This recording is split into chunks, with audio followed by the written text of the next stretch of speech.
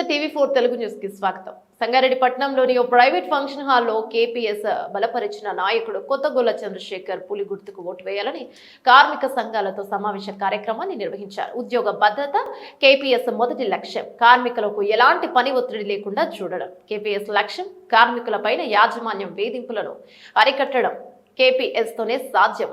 అన్పేట్ అనే కారణంతో యాజమాన్యం ఉద్యోగులను తొలగించే ప్రయత్నాన్ని అడ్డుకుంటుంది. ఇతర యూనియన్లు చెప్తున్న అబద్ధపు హామీలను నమ్మకండి, మరోసారి మోసపోకండి. 24 గంటలు అందుబాటులో ఉండే నాయకత్వం కేపీఎస్ తోనే సాధ్యం. ఈ కార్యక్రమంలో ఎంఆర్ఎఫ్ కార్మిక సంఘం నాయకులు పాల్గొన్నారు. చంద్రశేఖర్ గారి నాయకత్వాన్ని, కేపీఎస్ మీ నాయకత్వాన్ని, ఎంఆర్ఎఫ్ కార్మికుల నాయకత్వాన్ని ఏఐటీసీ బేషరతుగా బలపరిచి మన పులి గుర్తు మీద మన చంద్రశేఖర్ గారిని, కొత్తగొల్ల చంద్రశేఖర్ గారిని గెలిపించాలని చెప్పి, ఎందుకు గెలిపించాలి అంటే ఏఐటీసీ ఎందుకు సపోర్ట్ చేస్తుంది అంటే 105 సంవత్సరాలు కలిగిన భారతదేశంలో మొట్టమొదటి కార్మిక సంఘం ఏఐటీసీ. ఏఐటీసీలకు వెళ్ళే వచ్చింది ఐఐటీసీ, అదేవిధంగా హెచ్ఎంఎస్, బిఎంఎస్, సిఐటియు అన్ని సంఘాలు ఏఐటీసీలకు వెళ్ళే వచ్చినాయి. 105 సంవత్సరాలు కలిగి రోజు నేను కోర్టు తిరుగుతుంటే అవుతుందా? కార్మికుల పక్షాన ఉండే నాయకుడు మన శేఖర్ అన్న, కార్మికుల పక్షాన ఉండే వ్యక్తిని మనం ఎన్నుకోవాలి. ఈ విషయంలో కార్మికులు అందరూ బాగా ఆలోచించాలని చెప్పడానికి ప్రయత్నం చేయండి. కార్మిక సోదరులారా, ఇంకొకటి మేనేజ్మెంట్కు శేఖర్ అన్న అంటే ఎంత ఇదిందో మనకు అందరికీ తెలుసు. కార్మికులందరూ ఏ సమస్య ఉన్నా మిషన్ దగ్గరకు వచ్చి ఎదుర్కోగలిగే వచ్చిన సమాచారం మీకు తెలియజేస్తున్నాం. ఎందుకంటే గతంలో యావత్ భారతదేశ రామాయణ పాత్రంలో కౌరవులు 100 మంది, పాండవులు 5. ఇది గుర్తెరగా మాయ మాటలతోటి, మభ్య చేతులతోటి పాచికలేసి గత 30 సంవత్సరాలుగా పాండవులను వనవాసము చేసినారు, వనవాసం పంపించినారు. ఒక్కరు కాదు, ముగ్గురు కాదు, 8 మంది సంఘాలతోటి అప్పటి నుండి ఇప్పటిదాకా కార్మిక తండతోటి ఆ పాండవ యుగమే ఇక్కడ కొత్తగొల్ల చంద్రశేఖర్. నక్క అనుగుతుందట, మనిషి చచ్చిపోయేటప్పుడు అది వరుతుంది. దానికి శ్వాస, వినికిడి అన్నీ పసిగట్టే గుణమున్నది. కానీ మాత్రం ఒక్క దాంట్లో అది వెనకడిగేసింది. పులికి ఇన్ని సార్కలు ఉన్నాయే, నాకెందుకు లేవు ఈ సార్కలు అనేసి నక్క అనుకున్నదంట. అమ్మా, ఇన్ని సార్కలు ఉన్నాయి, నేనెందుకు పెట్టుకోవద్దు అనేసి అప్పుడు పులిని చూసి నక్క వాతలు పెట్టుకున్నది.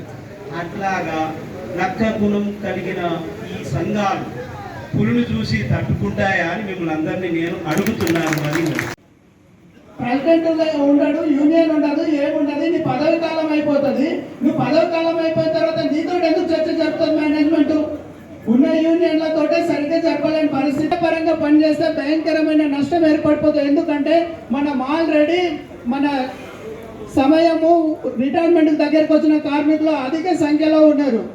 చట్టపరంగా ఇప్పుడు పోయే టైం మనకు కాదు. మన ఎన్నికలలో పోటీ చేస్తున్నాం. కార్మిక పోరాట సమితి గెలిపించుకోవడానికి ప్రాంతాల వారీగా మన సమావేశాలు ఏర్పాటు చేసినాం. అందులో భాగంగా ఈరోజు సంగారెడ్డిలో ఏర్పాటు చేయడం జరిగింది. మరి మీకు తెలుసు లోపల ఏం జరుగుతున్నాయని చెప్పేసి ఇంతకుముందు మన వాళ్ళందరూ చెప్పారు, చాలా చెప్పారు. కానీ ఇంకా చెప్పుకుంటే మనకు టైం లేదు కనుక ఇంకా వేరే వాళ్ళని మాట్లాడిద్దాం అనుకున్నాం, లేదు కనుక నేను మాట్లాడుతున్నా.